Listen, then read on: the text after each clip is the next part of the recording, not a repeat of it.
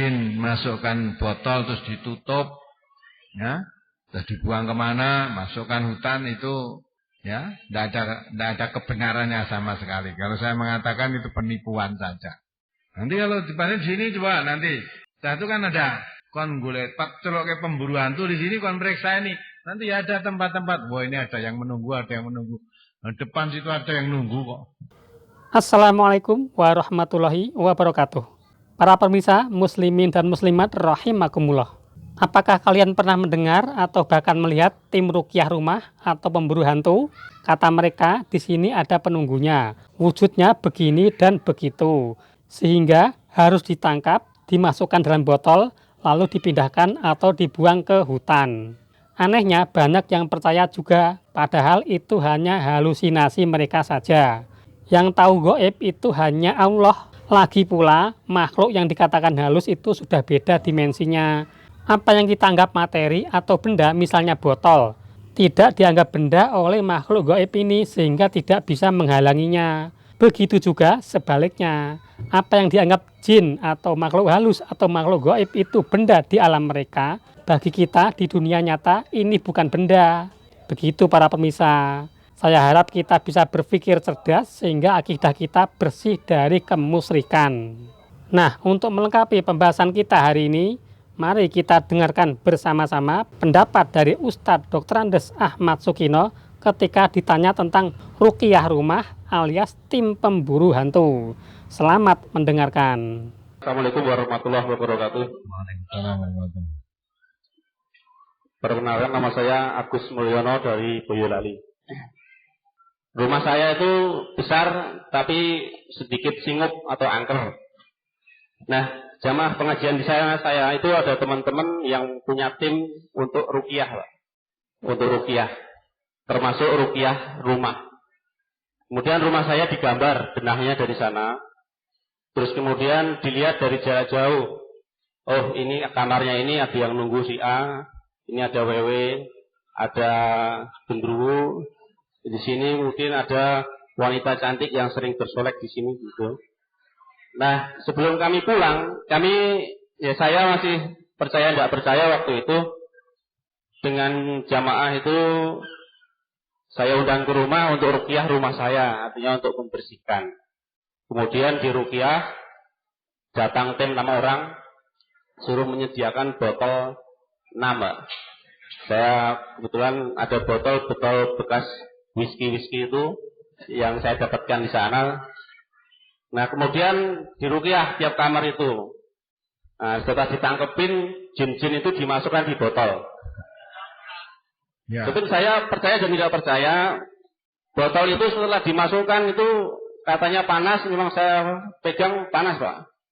Botol itu yang tadinya dingin, setelah ditangkepin itu dimasukkan, ditutup, itu memang panas. Nah, itu ruqyah rumah seperti itu apakah termasuk kemusyrikan? Dan karena selama ini tim tersebut masih jalan terus, tapi saya sudah keluar karena saya sudah ngaji di MTA. Dan rumah saya setelah di ruqyah itu saya buka semuanya sekarang buat binaan untuk ngaji. Alhamdulillah sudah 70 lebih warga yang ngaji di sana. Dan tiap kamar kita juga pakai untuk kegiatan binaan, kegiatan kelompok buat pengajian. Itu pertanyaan yang pertama, apakah itu termasuk kemusyrikan? Karena ya nanti buat masukan teman-teman saya di sana. Terus yang kedua, mengenai zakat. Saya pernah bertanya tetapi belum puas karena belum tegas. Zakat adalah wajib kita keluarkan sebagai salah satu rukun dari Islam. Kalau kita tidak mau mengeluarkan zakat, tapi kita mampu adalah kita murtad. Nah, selama ini pemahaman kita, zakat yang mayoritas umumnya itu adalah hanya zakat fitrah. Jadi nek wis do ngetokake zakat fitrah berarti sudah sah kewajibannya. Nah, ternyata zakat yang wajib dikeluarkan itu adalah bukan zakat fitrah saja, tetapi termasuk zakat mal. Nah, yang saya tanyakan adalah setelah saya pulang ke Boyolali, saya punya usaha di agro pertanian. Nah, modal usaha yang dipakai, misalkan saya contohkan 1 juta, itu sudah dizakati. Kemudian kalau kami menyewa tanah, saya tanamin padi, artinya modal 1 juta itu untuk sewa tanah, beli bibit, pupuk, dan membayar pekerja. Dengan modal 1 juta. Kemudian setelah dipanen pertanian tersebut, padi tersebut hanya 500.000 setelah dijual. Artinya kan rugi ini Pak. Yang tadinya 1 juta dijual hanya 500.000, mungkin karena orang atau dan sebagainya. Apakah ini wajib dikeluarkan zakat malnya juga? Artinya termasuk kecil apapun panenan yang kita dapat, itu juga wajib dikeluarkan zakat malnya. Dan kalau pada hujan 10%, kalau pakai pengairan 5%. Itu saja yang saya tanyakan. Atas tunjuknya saya ucapkan terima kasih. Assalamualaikum warahmatullahi wabarakatuh. Waalaikumsalam warahmatullahi wabarakatuh. Jadi ada tadi maksudnya yang meruqyah itu tim pemburu hantu itu loh. Nah, kalau saudara nanya itu ya, kok jin tidak bisa diadai botol, itu wujudnya jinnya apa? Nah, ya, wujudnya jin itu apa? Kalau itu dipegang terus diadai botol. Terus dia diadai botol, botolnya dibuang kemana? Mana? Dibuangnya ke hutan atau ke jurang, Pak. Karena kalau bisa jangan dekat rumah, nanti tidak kembali lagi. Seperti itu. Jadi nanti pas perjalanan mereka pulang ke Jawa Barat itu dicarikan hutan atau jurang yang nanti malah mengganggu orang hutan. Nah, hutan kan juga ada yang menjaga malah. Ada polisi hutan, ada yang rawat hutan, ini malah mengganggu dia nanti. Itu suatu buatan. Tidak ada dalil yang menguatkan keberadaan itu, tidak ada. Dia bisa nyekel jin, masukkan botol itu dari mana? Dasarnya dari mana? Kalau jin itu makhluk halus, ya, gaib, kenapa bisa ditangkap? Kemudian pakai botol ini jilnya gede sepira. Nah, itu dah. Jadi jin masukkan botol terus ditutup, ya, terus dibuang kemana, masukkan hutan itu, ya, tidak ada kebenarannya sama sekali. Kalau saya mengatakan itu penipuan saja. Nanti kalau dipanen di sini coba nanti, saya itu kan ada kon golek pak celok ke pemburu hantu di sini kon periksa ini. Nanti ada tempat-tempat, wah ini ada yang menunggu, ada yang menunggu. Nah, depan situ ada yang nunggu kok, ya. Ada yang nunggu, belakang ada yang nunggu, ya.